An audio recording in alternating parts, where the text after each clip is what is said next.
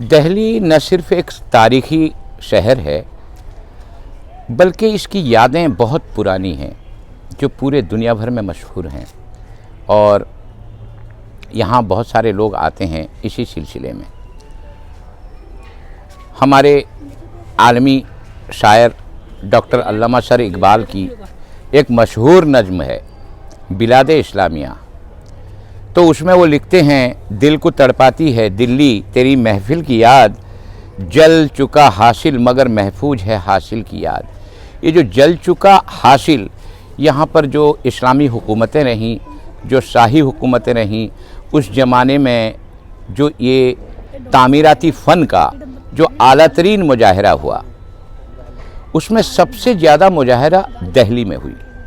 چاہے وہ مقبرے کو لے لو، چاہے کوئی عمارتوں کو لے لو، جیسے کہ لال قلعہ، جامع مسجد، قطب مینار، یا کوئی مقبرے، ہمایوں کا مقبرہ اور دیگر مقبرے جو قبرستانوں میں پائے جاتے ہیں۔ ابھی ہم جہاں کھڑے ہیں یہ لودھی کے وقت کا علاقہ ہے۔ بہت سارے کچھ چیزیں کھنڈر میں تبدیل ہو چکے ہیں، لیکن آج بھی اس کے جو بنیادی چیزیں ہیں وہ ہیں۔ کچھ جالی دار دیواریں ختم ہو گئیں، اس کی رونقیں ختم ہو گئیں، لیکن اس کی بنیادی چیزیں، وہ قبریں اسی حالات میں موجود ہیں۔ بہت ساری ایسی کتابیں ہیں جو پہلے لکھی گئیں، اور یہاں کی اسلامی حکومت ختم ہونے کو زیادہ دن نہیں ہوئے ہیں۔ اس وقت میں بہت سارے ایسے جو مورخ تھے انہوں نے بھی درج کیا ہے، اور اس سے پہلے بہت ساری ایسی کتابیں ہیں جو فارسی میں لکھی گئیں، جو اردو میں لکھی گئیں۔ ایک کتاب ہے خزینۃ الاشفیاء، صوفیاؤں کا خزانہ۔ اس کتاب میں دہلی کا بہت ساری چیزیں ہیں۔ جب ان کا ذکر ہوا ہے اس کتاب میں تو ان عمارتوں کا بھی ذکر ہوا ہے۔ جیسے کہ آپ لے لیں ایک مشہور صوفی حضرت نظام الدین اولیاء، وہ تغلق کے زمانے کے تھے، تو جب ان کا ذکر آتا ہے تو بادشاہ تغلق کا بھی ذکر آتا ہے۔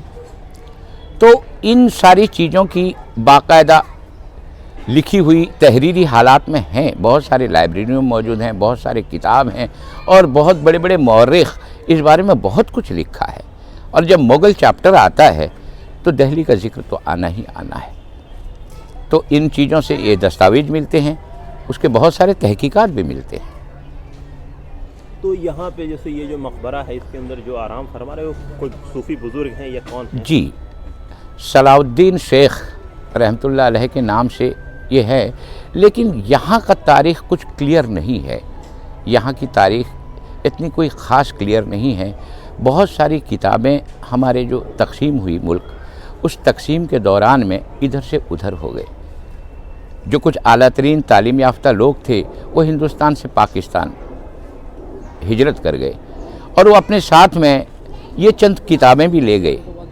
تو اس سلسلے سے جو ہے، اس معاملے سے ہمارے ہندوستان میں بہت ساری تاریخیں جو ہیں، بہت ساری تاریخی چیزیں، تاریخی دستاویز جو ہیں، وہ تھوڑی سی گڑبڑا بھی گئی ہیں۔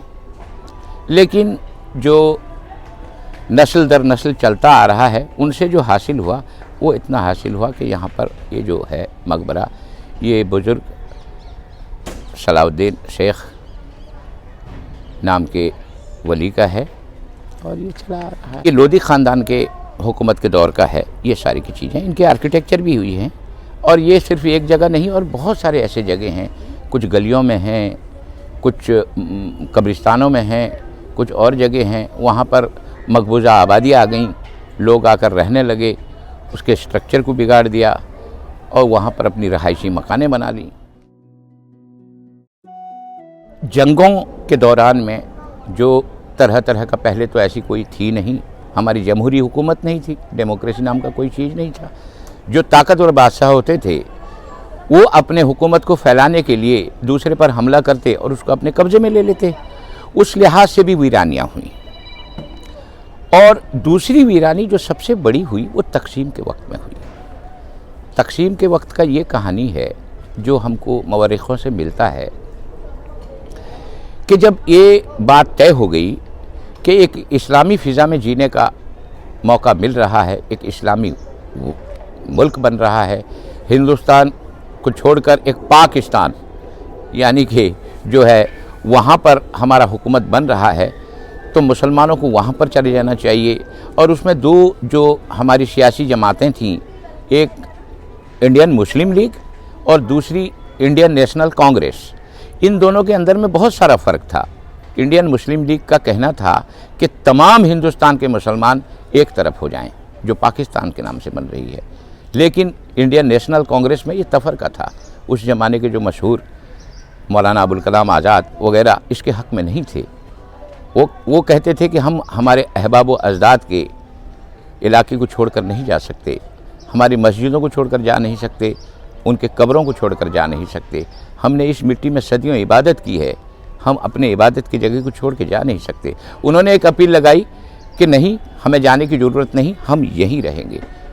ये मुल्क अब आज़ाद हो रहा है, हमने आज़ादी के लिए बड़ी कुर्बानियाँ दी हैं, कुर्बानी के बाद में हमको ये सब करने का कोई हक़ नहीं। लेकिन फिर भी जो बड़ी तादाद थी मुसलमानों की, वो जाना तय किया, अपने इरादे से, अपने रजा से वो चले गए। कहते हैं लोग, और लिखा भी हुआ है, तारीखी है, कि जो दिल्ली में इसके बहुत बड़े असरात हुए।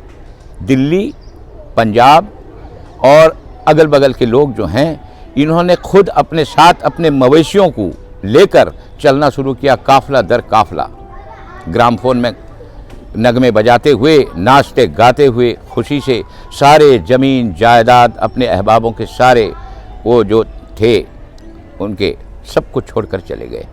इससे सबसे ज़्यादा वीरानियाँ पंजाब में हुई, सबसे ज़्यादा मुसलमान पंजाब में चले गए। आज वहाँ पर मलेरकोटला के अलावा और कहीं पर ऐसी नहीं मिलती। उसके बाद फिर जो है इन इलाकों में हुई। उस वक्त तो पंजाब से हरियाणा और हिमाचल अलग भी नहीं हुए थे, साथ में थे। तो दिल्ली में इस तरह के खंडर जो बेयारो मददगार, जिसका कोई मालिक मुद्दई नहीं, वो ऐसे पड़े हैं। सबसे ज़्यादा नुकसान हुआ है तक़सीम के वक्त।